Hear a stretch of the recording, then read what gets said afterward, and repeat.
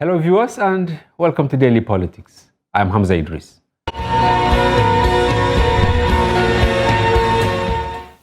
Welcome back. Dr. Abdullahi, welcome to our studio. Madam Hamza, how are you? Fine. It's as if there is a fresh war in the APC. Is it true that maybe the party has not actually reinvented itself since 2015 after the merger? Well, Hamza, when you look at what is happening, I need to say it's quite unfortunate, because before the elections, and there were quite a lot of issues to do with putting APC together. Yeah, so this was 2015, because I've gone back memory lane. Exactly. Yeah. But what I'm saying is, when you look at the politics of what happened, because I'm talking of what we have on the ground. Yes. 2019 elections that are over now. Yeah. What happened was a lot of negotiations, a lot of meetings, a lot of activities took place that has to do with the successes of the election that was just conducted, that was over just recently. Yeah. And Alhamdulillah, everybody was able to pay his own due, what is expected of him in terms of zonal, that is in terms of political zones. Yeah. Now, we are here today. Alhamdulillah, Tinubu was able to win elections. He won the elections that was just over. And Alhamdulillah, not until now, by so-called party have taken position. So that is what is causing the rancor. Yeah. And what is destabilizing, what is bringing a serious issue. Which is reminding people of what happened, with the PDP somehow in 2015. Exactly. That gave APC an edge to win election. So if care is not taken, that is exactly what will happen now. Because you cannot imagine, I can say due to selfish interest of some people, that is why they were able to agree on maybe Muslim ticket and whatever. Yeah. But at the end of the day, now that we got there, is it right for a president-elect, or with that, which I don't believe when you look at the body language of the party. Yes. It's like the body language, they are not reading from the same page. To my understanding, when the national members of the national working committee, when they met with representation, the contestant of speakership and then the contestant of Senate president, about 4 of them delivered a letter of petition to them. Yes. But at the end of the day, when you look at the body language, it shows that they are not reading from the same page. That means the NWC of the party, yes, not on the same page, maybe with the government elect. Exactly, with the government elect. But the issue is, I was so disappointed, so to say, with what is happening now. If we are talking about His Excellency Bola Ahmed Tinubu, a co-democrat, yes, he is least expected of saying that he will be the person to say that he has anointed somebody. Now, you are now referring to the anointment of Akpabio and Tajuddin. Akpabio is from South. Yes. What was their contribution to the emergence of Tinubu? Yeah, South 9.10%. Yeah, okay. South 957 votes. Yeah. Okay, good. Now you look at it. That is why we are saying that he's not being fair to us, because when you look at what we contributed in the Northwest. Yeah. We are agitating, we are calling for a free and fair. 2,652,235. How do you compare that with how do you compare it with 9.4% or 9.5%? Yeah. And do you want people, you are saying that people are treated well with this? Now, the whole thing is about 2027. How? What do you think, when you look at the people from that part, from the northern part, virtually local representative. From North Central, we have chairman of the party. Exactly, and North Central contributed 1,742 votes. That is it. Now, Northwest that we contributed the greater... 2,652,000. 2 million, you see? Now, what is our fate? Where are we? We are nowhere. By virtue of this anointment. But you are going to get the Speaker of the House. No, we are not talking about Speaker. North doesn't deserve, we don't need Speaker. We need Senate President. Why? Because we have contributed quite a lot in terms of votes. But they said in democracy it is about fairness. Now, at a time, you also mentioned it, the issue of Muslim ticket, which was able to be resolved. You have the vice presidential, elect, vice president elect from Northeast. Now you have the president elect from Southwest. Now they said Speaker should go to Northwest, and then Senate president should go to South, while Deputy Speaker should go to Southeast. Is it not a fair, sharing? My brother, okay. it was a calculated arrangement, okay, so to say. To achieve for what? What kind of? To win election. Because nobody asks Tinubu to pick Muslim ticket. Okay. But the issue that is for fair, I need to tell you, what we want is for him to give us. In fact, it has to do with issue of legislature. He should take off his hand, because I remember what happened during late Umar Musa, blessed memory. Yeah. I know what happened. We can attest to what happened. For a president, he's a leader of the country. He is father to everybody. What you need to do is take off his hand, and he should get ready to work with whoever emerged. It's election. I mean, it has to do with the game of number. So everybody, they should leave it open. People should go and contest. Whoever want to. Constitutionally, that is what it is. So if I understand, let's take it one after the other. Right. Number one, you are saying that to ask the North not to participate in the election for the Senate president is not fair. It's unconstitutional. Okay, I want you to shed light on that and why you think the current arrangement is not really good. What is the guiding principle of the whole thing to do with the country? It has to do with the Constitution of the Federal Republic of Nigeria. Yeah. So the Federal Republic of Nigeria asks the Senate people, that means senators, yeah, and then the members of the House of Reps yeah, to go and choose and appoint their leaders. Yeah. So I think that is being fair. There is nothing shortfall of that. Is they should be allowed to elect their leaders. But are you people not trying to change the unconventional game? Of course, it is unconventional because there are three arms of government, right? Executive, legislature, and judiciary. Yes. But traditionally in Nigeria, since 1999, Yeah. you see the executive arm having some influence, in determining the leadership of the National Assembly in order to have its way, maybe through pushing its legislation, budget, and many other things that the executive cannot succeed without the input of the legislature. It's really unconstitutional. And when you thank God, you have just mentioned what I've wanted to say. Okay. Fine. Now, we have three arms of government. Yes. We have executive, we have legislator, and we have judiciary. Yes. For now, if you are talking about balancing, if you want to balance, it's for now to allow us to produce Senate president. How? Why? Because judiciary, the Chief Justice of the Federation is from the Southwest. Yes. The president, that is judiciary. Yeah. The president. Well, for now, we know that the president is from the... Is from the Southwest. No. Maybe the serving president is from the North. No, what I'm saying, I'm talking about okay, the you're talking about now after from 29th May. Nobody is talking about Buhari. So this government. It's over. It's just from now, the issue is between about 14, 15 days. Okay. So in the aftermath of his exit, yes, that is what you are trying to now... That is what I'm saying. Okay. Yeah, the president-elect... Let me put it in this way. Maybe I have not seen president-elect. Yeah. I'm not talking about the sitting president. Yes, okay. Because he will still be the president until May 29th. He remains but I'm talking about the president-elect. Post-Buhari era. Yes, post-Buhari era is from the Southwest. Okay, why? Now the Chief Justice... No. Yeah. He's from the Southwest. He is. Now the Chief Justice of the Federation is from the Southwest. Yeah. Now, if we want to be fair, now the Senate president, who is the chairman of the National Assembly, and third in line. Suppose who is heading the legislature, no alternative should come from the North.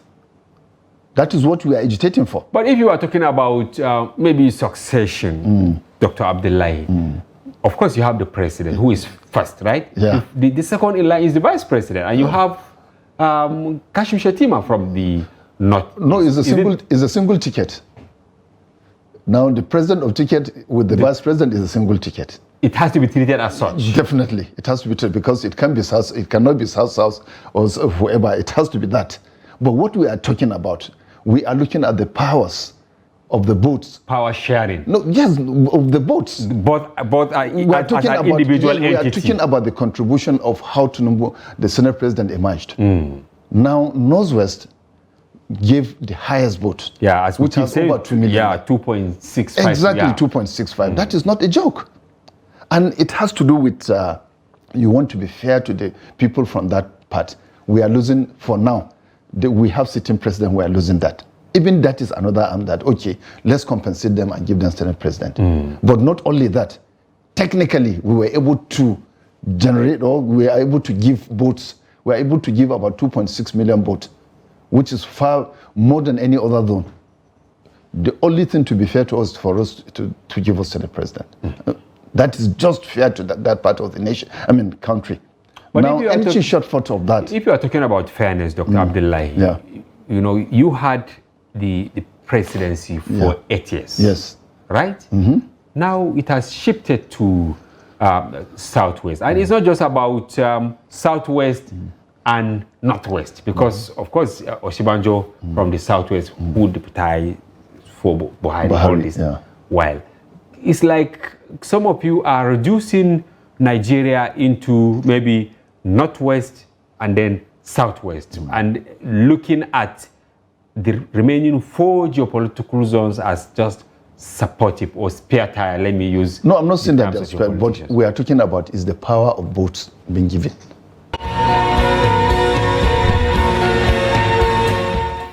Welcome back. Yes, distinguished, you have seen our tidbit. The North Central governors, they met and they were disenchanted. They are not happy with what is happening. What is your take on this?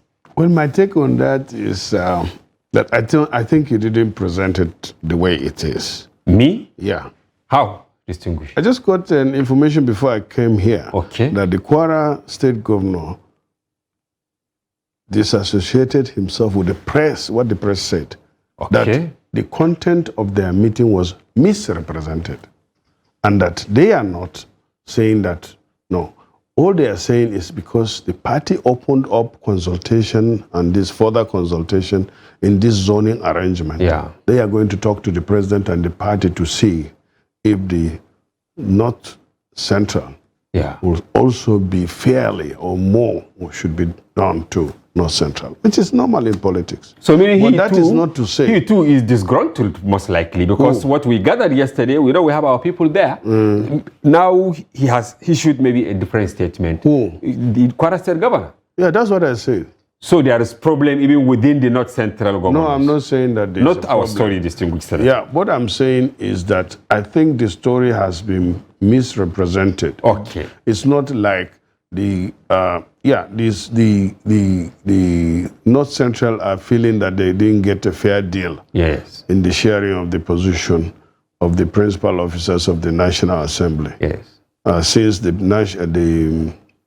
the president and the vice president have gone to Southwest and Northeast respectfully, the North Central are thinking that out of the 4 positions in the National Assembly, it should have been given to each of the zones. Yeah, since we have 6 geopolitical but zones. I cannot speak for that zone, and I cannot speak for the issue particularly. But you are known as a pan-Nigerian. Yes, I know, but what you always speak of injustice wherever it happens. I'm getting to that. Okay.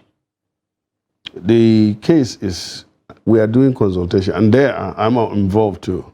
And you can key into it too. The consultation? Yes. I will keep asking questions. Other members will keep coming here, and then we tell Nigerians. You keep key in and then ask questions, but we forget easily. Okay. I just want to remind you, in the current political dispensation under the civilian or democratic setting, you look at this, it is not in the Constitution, but to be fair, justful, and equitable, the Nigerian politics revolve around what we call the zoning system. It's not in the Constitution. It's not, but it's to ensure fairness. But we have institutionalized it of sort. But there's nothing wrong institutionalizing anything that is fair.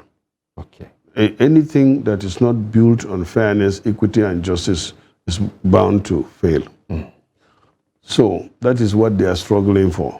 Well, let's talk about the Senate. Yes. Where I belong to. Exactly. But we can talk about the national, the House of Reps. House of Reps. Yeah, in the course of the discussion.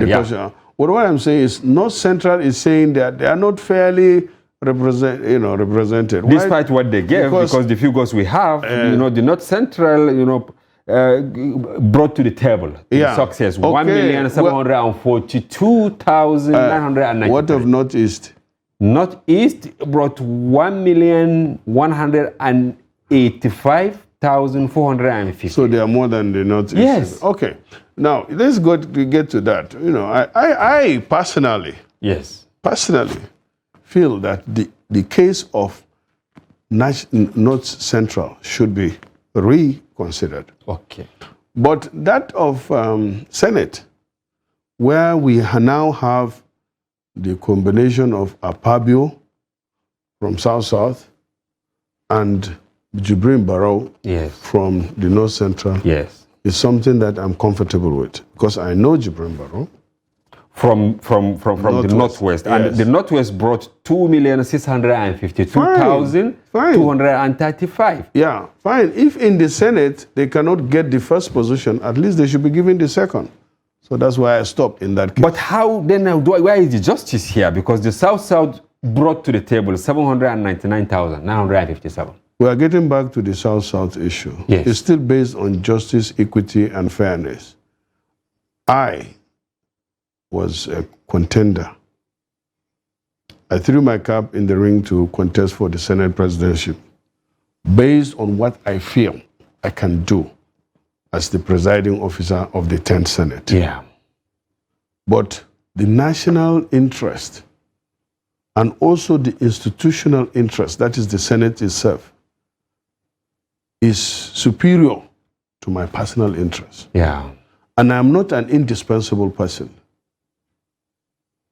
I am just senator-elect. There was a time we had senator. Not just a senator. You are coming for the 4th time or 5th time? 4th time in the Senate, 6th time in the National Exactly. Assembly. Because you were in the House of Reps twice. And then now we are coming for the 4th my 4th time, yeah. So you are not just a senator. Okay. And that is why we brought you to actually understand the technicalities. So that's why I'm dismantling and I'm unveiling the technicalities that is involved. If it's going by ranking, what we call the experience, I'm one of those. Indeed. I've been there. But that is not all it. You have to put the national interest, and you have to put the institutional interest, and above all, in dealing in terms of leadership in this country at this critical time, that we need stability. You must concede to justice, equity, and fairness. And that's what I did. This is what informs your decision. Yeah. I feel that when the party approached me, and in fact, the president-elect also called on me to say, look, let's be fair. Let's stabilize this country. I know you are eminently qualified, but I want the Senate presidency to go to South. And Tinubu said this? Yes. He told you one-on-one? Yeah. And he said, in fact, I want you to lead the campaign for Akpabio. Yes. I was somehow surprised when I now discovered that you are the DG of the campaign of Akpabio to become Senate president. The president-elect asked me to be a DG, to be the DG. And you accepted? Yeah, because we are, myself, it has been a long one. Yeah, between I know me that. And Asiwaju. Yes. Yeah. I cannot say no, especially if it's a national assignment. That is why we call our group the Stability Group. The Stability Group. Yes. This is what you are championing now. Yeah. And we already have, as at this evening, we have 69 members that signed. 69? Yes. They have signed for this project. You're sure of this figure? You're asking me? Yes. Well, do you think I'll come and say we have 69, 68 if it is... Even though I trust you, but I know politicians can throw figures. Including me? Well, politicians distinguish. Wallahi, I will not throw figures. I agree with you. Okay, my battery is gone down. If not, I'll show you. I will even try to show you. It's okay. I trust what you say.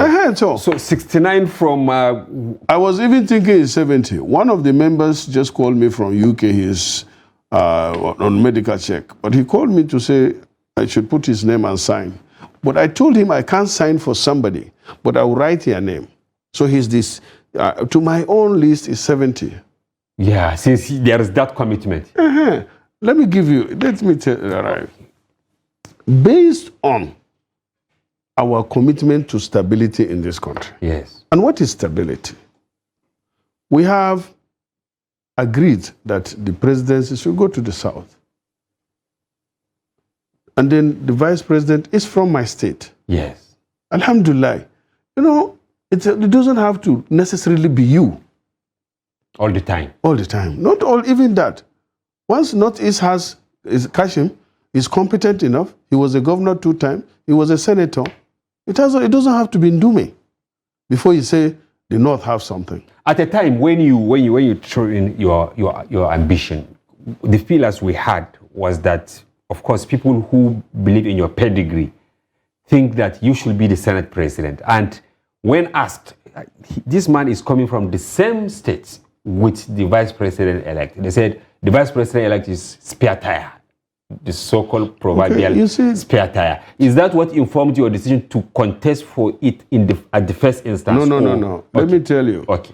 What informed my decision to contest in the beginning? This is not the first time I'm contesting. I know. We are going back to that. I hope the time allows, because I have a lot of questions for you. So what I thought was why I contested was because the tradition of the Senate worldwide is based on experience, ranking, competency, and ranking. In the Senate, besides Ahmed Lawan, who is the current Senate president, I'm the most senior. In the whole Senate? In the whole National Assembly.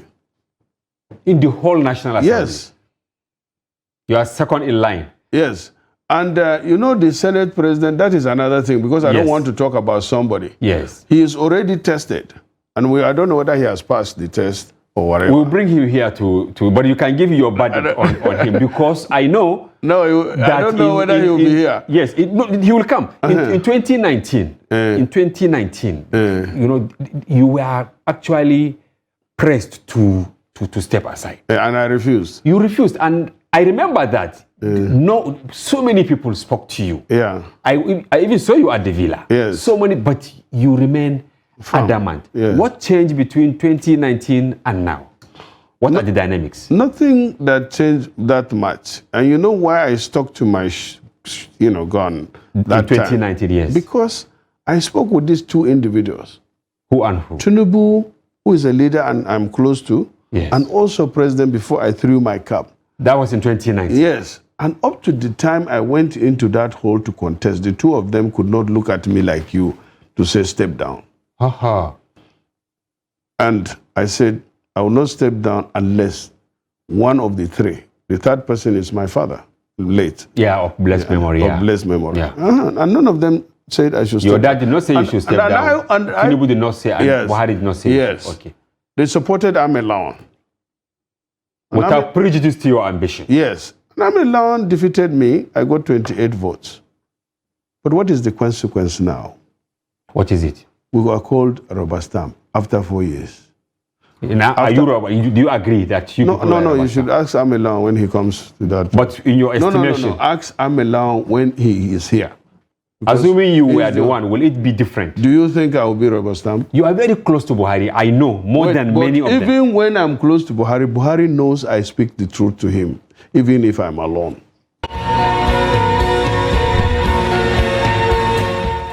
Welcome back.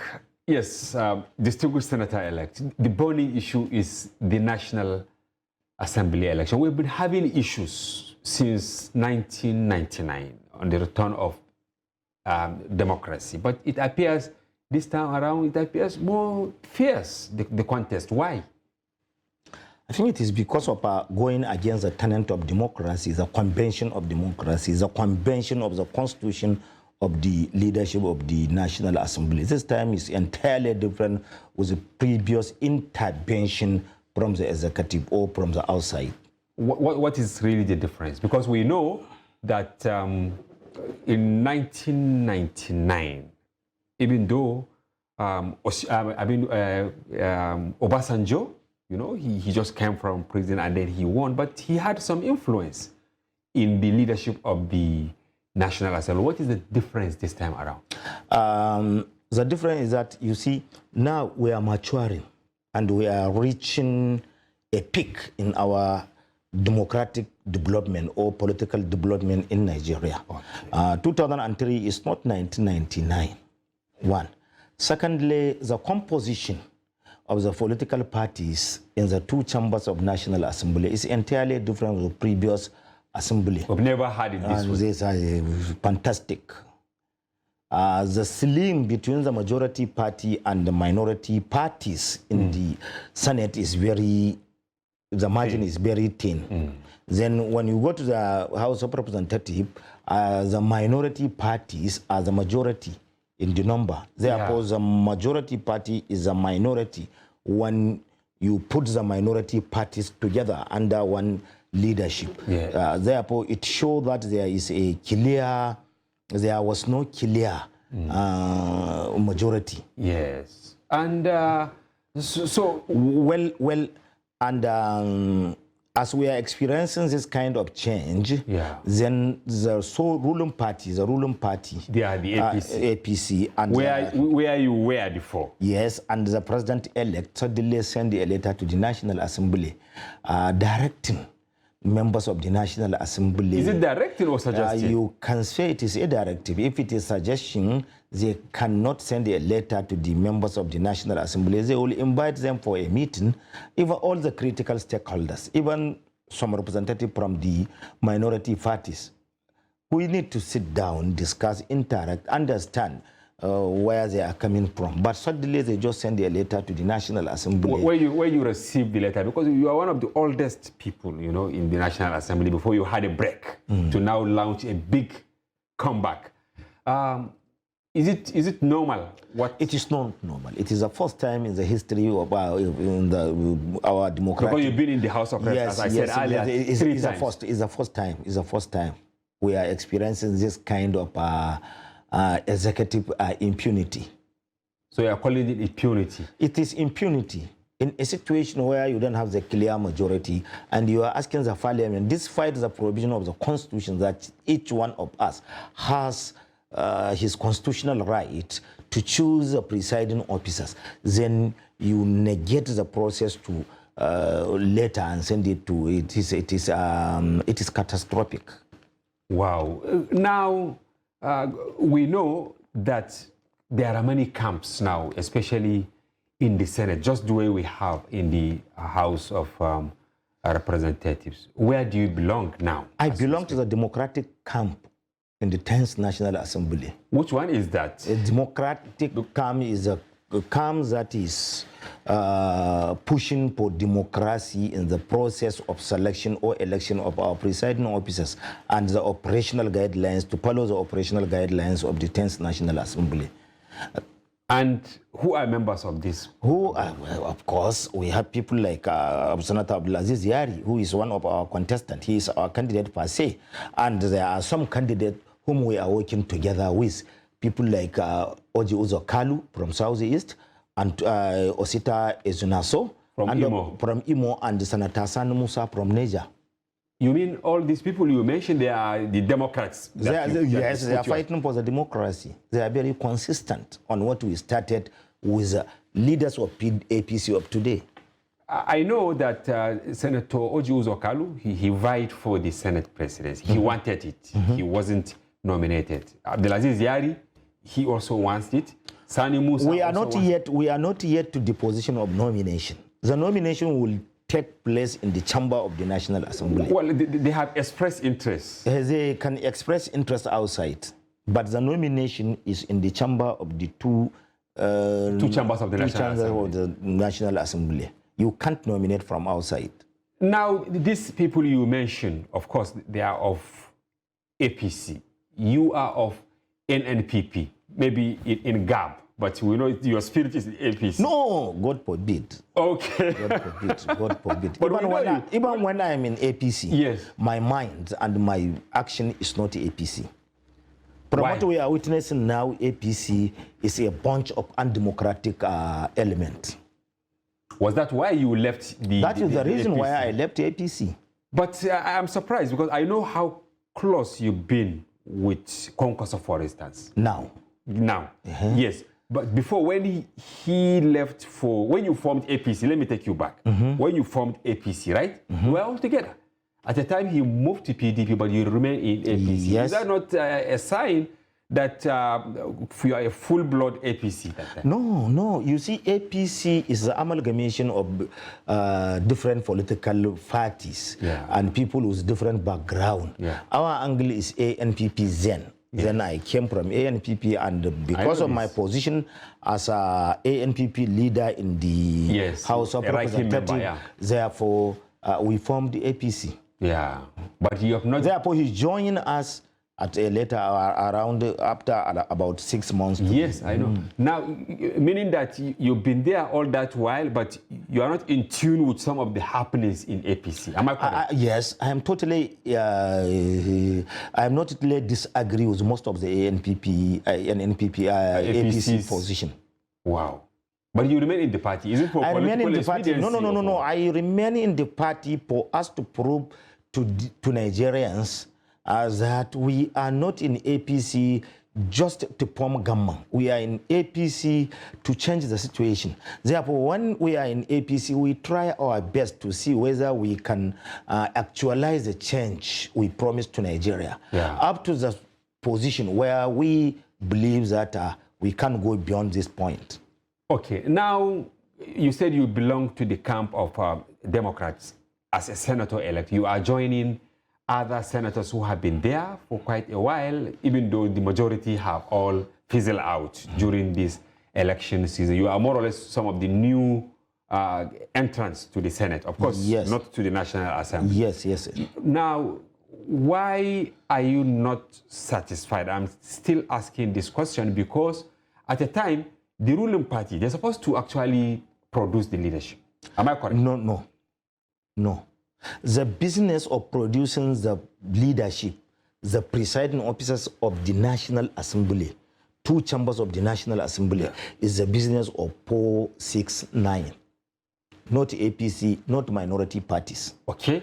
You see, there is 2 types of leadership in the National Assembly of today. Okay. There is presiding officers and principal officers. Okay, please shed more light for us to understand. Presiding officers are the Senate President and Deputy Senate President in the Senate. Okay. Then in the House is the Speaker and Deputy Speaker. Yes. They are the presiding officers. Yes. The mode of their selection or election is stipulated in the Constitution. Yeah. Where each one of us is equal. We have equal vote. Yeah, you have the 360 members, they are equal. And all 9. Whoever 109. emerges is one among equals. There was the 109 senators, they are equal. There was no political consideration, no regional, no party. Nothing. Just the qualification is you are a senator or you are a member. Finish. But there is what we call political expedience. Wait. Then the other angle is principal officers. Yeah. The principal officers are the leaders of the parties. There is 2 types of the principal officers in the 2 chambers. Okay. One is majority leaders, and the second is minority leadership. Yes. The majority leadership is produced by the party who has the majority, like APC. APC in the Senate now has the right to produce the House leader, deputy leader, chief whip, and deputy chief whip. This is a sole... It's their prerogative. Yes, because they are the majority. Okay. Well, the minority parties... You are not talking about NNPP, which you belong, ABGA, PDP, ABGA, SDP, YPP, NP. Therefore, they will produce the minority leadership, which is among themselves. And can come from any. From a minority leader, deputy minority leader, minority whip, and deputy minority whip. Yeah. This is what is called party leadership. Then this 8 and the 2 as the leaders or body of principal officers of each chamber. Okay. Therefore, the selection, the mode of election or selection of the principal officers is provided in our rules. Yeah. Senate rules, House or rules. House rules. Yes. So now what I'm saying is, where does the ruling APC, comes in now in deciding the leadership of the two chambers? It is the arrogance of the ruling party anywhere in the world. It is the arrogance. They need not right. Not right. It is not a right. If you said it is right, ask where is Ike? How can Ike become Deputy Senate President of the Senate? We decide in 2011, Amin Waziri to become the Speaker, Emeka Ihedioha as his deputy. Yeah. It is against the wish of PDP. When that happened. But the legislatures wanted it. Wanted it that way.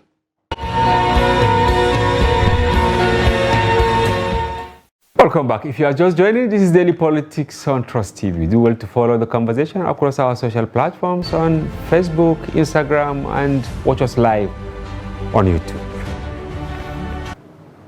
The Sultan of Sokoto, Muhammadu Saad Abubakar, says nothing can stop the inauguration of President-elect Bola Tinubu on May 29.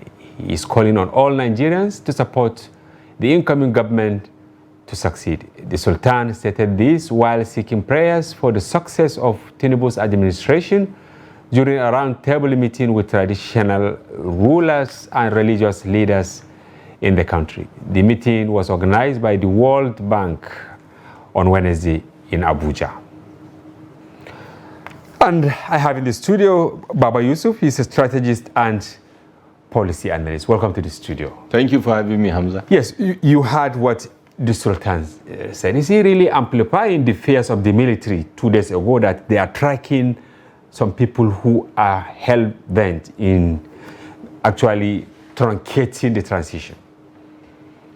I don't think he's amplifying, and I think it is high time public figures and leaders like Sultan to come out and make such statements to, first of all, assuage fears and also build the confidence of the citizens that indeed the democracy has come to stay in Nigeria. The political process is still ongoing. A phase has been passed. Elections have been cast. Winners have been announced. And those that are not satisfied have taken the route constitutionally allowed, undergoing litigation.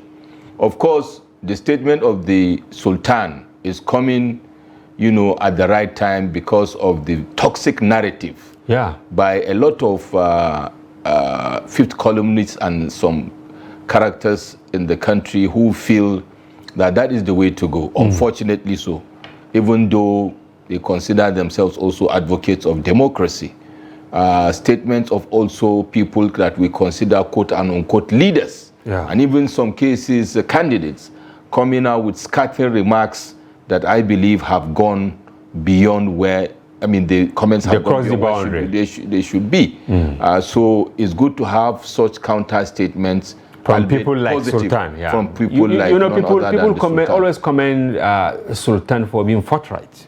When it comes to calling people out, he does that without, maybe mincing his words. Yes, is it because of his military background and maybe being on the throne for quite a while so far? No, I don't think it has to do with just being on the throne for a while, Hamza. It has to do with the person of the Sultan. His personality type, his emotional intelligence, his experience in leadership. Of course, his military background also will add a lot of value to it, and also the family background itself. So it's a combination of qualities and attributes that should be of a person of Sultan. His forthrightness is what I call the value added in the person of the Sultan, saying things as they should be. He's a father figure in the nation and is a religious leader for that matter, and therefore the way and manner he conducts himself is commendable, and it is the way to. And it appears Tinubu is unperturbed, going by what he is presently doing. Just a day or two, he met with Kwankwaso, leader of the NNPP in Paris. What is your takeaway, even though you were not there, but what did you deduct from that conversation? Is it around the national unity or is beyond that? Okay, I will dimension your question and answer from three perspectives. Okay. First of all, you asked about his composure, his mien. That is the person of Asiwaju Bola Ahmed Tinubu. People that want to go far in this game must have the quality of calmness in the storm. And that is one quality he has exhibited over time. In the last 23 years of Nigerian democracy, he is a man that you can call a cat with 9 lives. He has been there, done that. And all through the storms, he remains calm. And I think that is what gives him peripheral vision to be able to see things the way they should be seen and to be able to scale heights, the hurdles, the hurdles. And I think this is the quality of a leader that is a winner. Talking about the time now, of course, that is what he should be. He should be calm, cool, and collected. He has been declared a winner. He is declared president-elect. He should be more focused on preparing to take mantle of leadership rather than being distracted by other matters. Because when he becomes distracted, then there's a problem. In the next few days, less than 12 days, 10 days or so, is going to be sworn in. So he should be very bothered more so with the issues of state rather than matters the politicking and all that. The politicking that are destructive. So I think in his own book right now, in his playbook, that is not the game to play. The game is focus, focus, and focus. And when you talk about the engagement with the national leader of NNPP, the presidential candidate, engineer Dr. Rabiu Musa Kwankwaso, brilliant move. I say it's a mix of both. It has to do with the speculation about the government of national unity. It's a deft move by Bola Ahmed Tinubu because, if you recall, they were mate governors in 1999. Return to democracy. Asiwaju Bola Ahmed Tinubu became governor of Lagos State, and Dr. Rabiu Musa Kwankwaso became governor of Kano State. So they were together at the National Economic Council as mate governors. Now, the right thing to do is what Asiwaju is doing, reining in the benefit of deeply entrenched, long-standing political relationships. And if you look at it from that angle, conversations may be around how will he be able to get back to the table as much as possible long-time political allies or long-time, political juggernauts, to see how he can bring people together to move a country forward at a time that Nigeria is highly polarized and a highly toxic situation.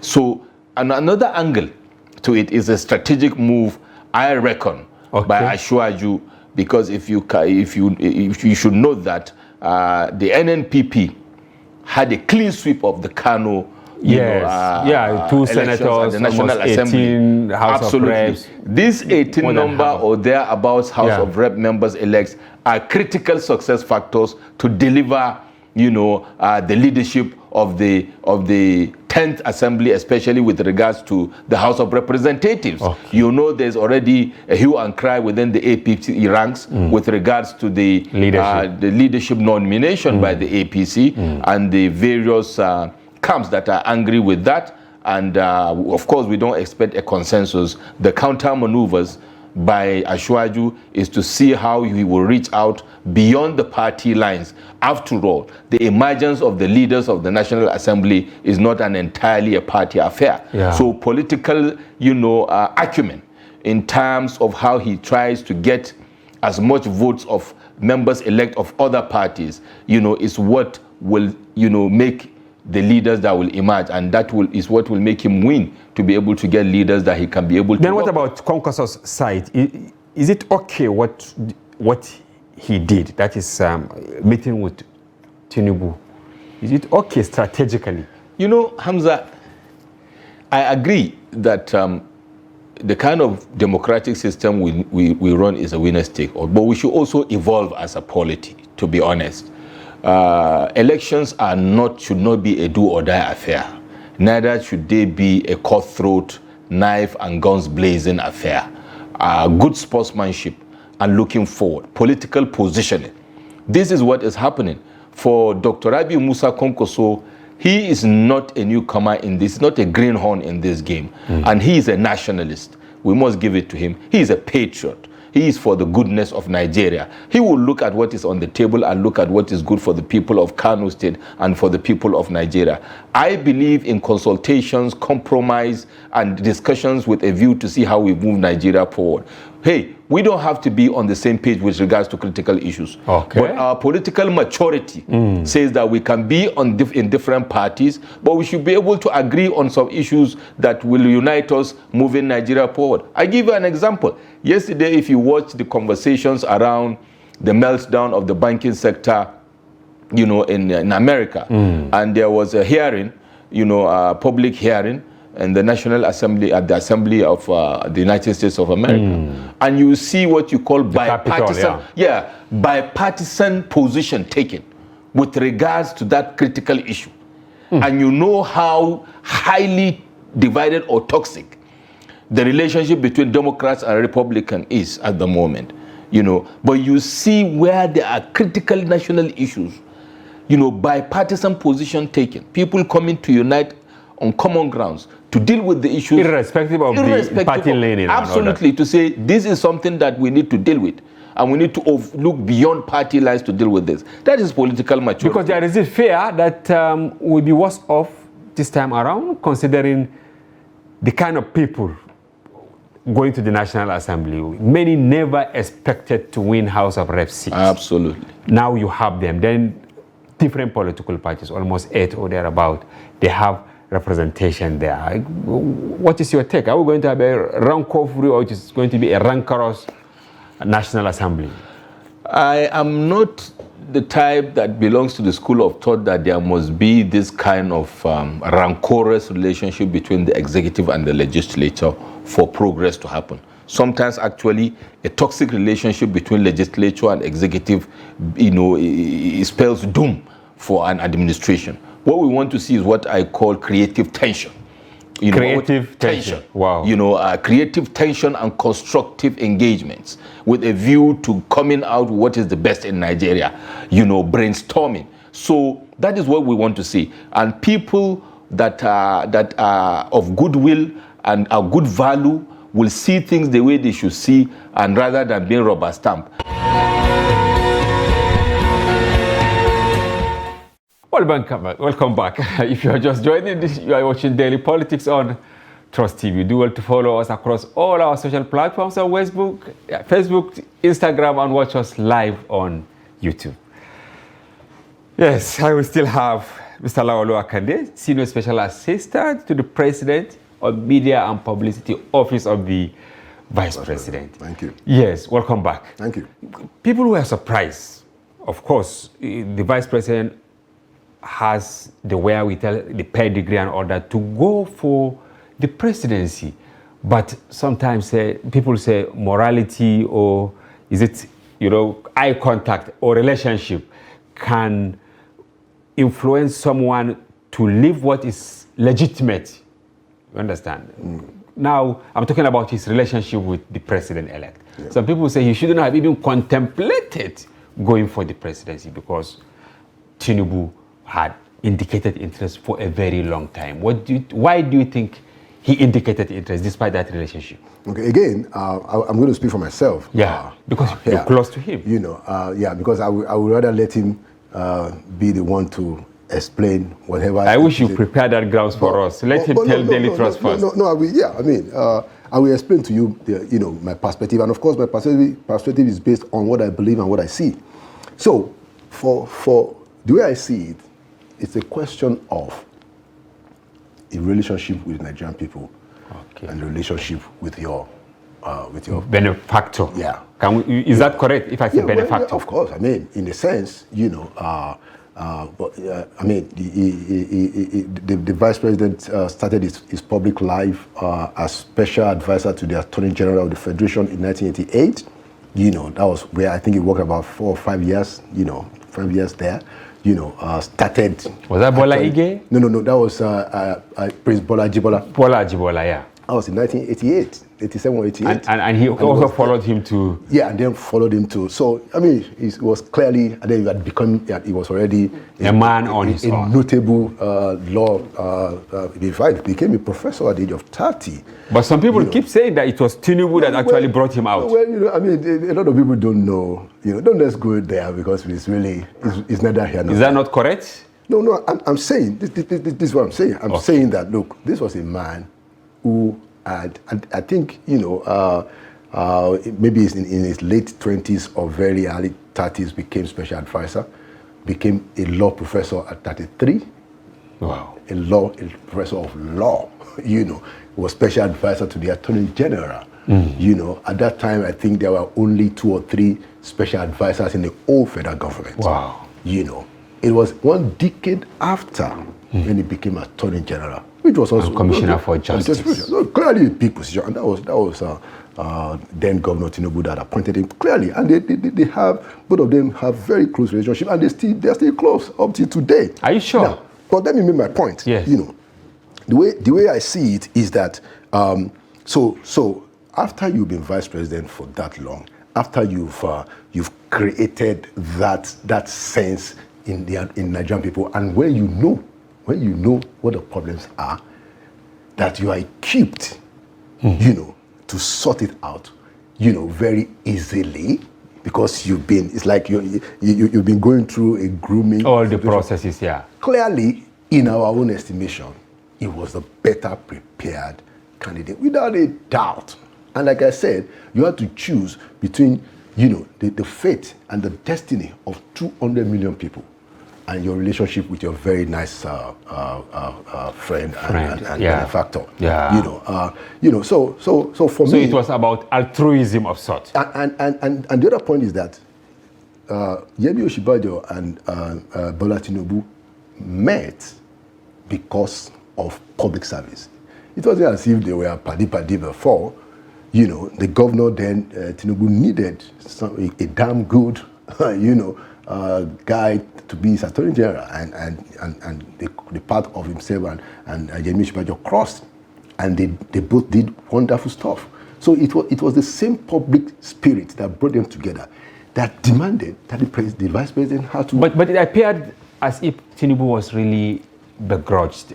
When you look at the video, the clips of the day of the primaries, after, I will tell you what I know, that, and this is what the vice president always say, and I'm sure that it's the same thing that Tinubu shared. There's no personal animals at all. Look, mean that contest did not affect their relationship at all? Look, you only just needed to see them when they are together and when they are alone to understand that, a lot of this that people are making, all this, quite a bit of noise. And of course, there are people around the papacy, as they say, that are holier than the Pope. Yeah. Let me say this very categorically. Okay. The relationship between the president-elect and the vice president is quite close, has always been close, and I don't see any reason why it will remain close. You think post Buhari Osinbajo era that maybe President Tinubu will refer to the vice president for one thing or the other? I don't want to go into speculation. Yeah. But I can tell you that I have no doubt in my mind that they have been in the trenches together. There's a kind of affinity that you develop. I mean, if you have spent time in the trenches with somebody, this relationship goes very deep. They've done great things together. Now I remember when after the primaries, and then the presidential candidate then came to visit the vice president in his house. You widely shared the photos. I was there, and the president was telling everybody that myself and this guy, you guys don't know that we've come a long way. He said that. Oh yes. So look. But during the visit, was the VP shocked? No. Or he expected that? Well, I don't think he was shocked. Okay. Yeah, but I don't know whether it was expected or not. But certainly he wasn't shocked. And I mean, what I know is that they are quite close. Now go back to Buhari Osinbajo relationship. Yeah. There was this insinuation that some people got in between them, going by the way some of the portfolios assigned to him were actually taken to Ministry of Humanitarian Affairs, like the social interventions and other. What really happened? So that's the other part that I'm not ready to divulge. Look, my God, please share with me. You cannot. I can't be putting out. I have to write a book. Yes, but let me. Don't forget. Don't forget that I'm going to be jobless from May 30. Well, that would have been. But the last question I will ask you whether you're going back to the newsroom or you're going to establish your newspaper or your television station, or you're going to vie for election, or you will look for another appointment in the next government. No, I'm going to remain. I'm going to go back to journalism. I mean, I love my job as a journalist. But on a serious note, I want to hear what really happened. Why were some of those things taken away from the? Well, honestly, I think the best person to explain that would be the president. But was he worried when those things were taken away from him? Well, look, so there were a lot of things that he had to do. Yes. And we always knew from the get-go that, and he always told us that, look, there are no two presidents. So you guys don't get these things mixed up. He always told us that there's one president. And all of us, including himself, that's what he says to us, the VP. He says, our job is to support the president. That's our job. That's our job. So if the president says, do this, okay, that's what you do. The best you can show is that, look, whatever they ask you to do, you do it so well. And everybody will see. Yeah. And then takes it, gives you another one, and if you look at it, the president has given him a lot, so the president can say that, okay, look, I want to change my strategy, we are doing this like this way, and I want to do it that way. Yes. And then the VP say, fine. But you could see that the president kept giving him more and more responsibility. I can list a lot of special committees that he was giving. For instance, I just did an update today on the work of the Committee on Poverty Reduction and Growth Strategy. The president asked him to chair that. The president asked him to chair the reassessment committee for national security. Yeah. Several others. Because I heard that. Not to talk of the statutory roles. Yeah. Chairman of National Economic Council. Yes, I have a question on that. Council on privatization. Yes. So there was just, look, the federal government is so huge, it's so large. During his days, manning some of these social intervention programs. Of course, we saw him in markets and all that. Some people do not align with that. They said because it's not really documented, but it's not everything that you must document, right? But so what is not documented? The sharing of. Okay, let me clear here. He never shared cash in public. When he went to the markets, what was he giving them? Okay, so there were people who were doing the payments. Okay, electronic payments. So the way it will work is that before he arrives, the people whose job it is under BOI in most cases will have gone to the market. They will identify that this person, talking about the petty traders. This was ahead of 2019. Yes, they will have gone to the market and say that, oh, this person is a banana seller, and normally comes to this place, this is his name. They have captured his biometrics and everything, and they have determined that, okay, this person should get 5,000. So they will, the person has a phone. They would transfer the money, and maybe there's a POS close that they can take the money. So it wasn't cash. So the vice president, and it wasn't arbitrarily. I mean, come on. Look, this guy, the vice president is a thorough going guy. He does his things very diligently. So today now we have data. We have data about petty traders in Nigeria that was never put together before. We have data about petty traders. We have data about people doing MSMEs. We have data about poor people. We are going to get to about a register of 50 million poor Nigerians. We have documented. We know them. We know where they live. Laul, I know of this. That's why I'm asking you, because the reason why they took that from him, because that there were issues with Minister of Humanitarian Affairs that they want to use a separate register to do all these social interventions, apart from the register, which will have reached the real people. I think it's the same register. Sure. There are no two registers. So that social register was started, when we started the social investment program in 2016. We started developing that register.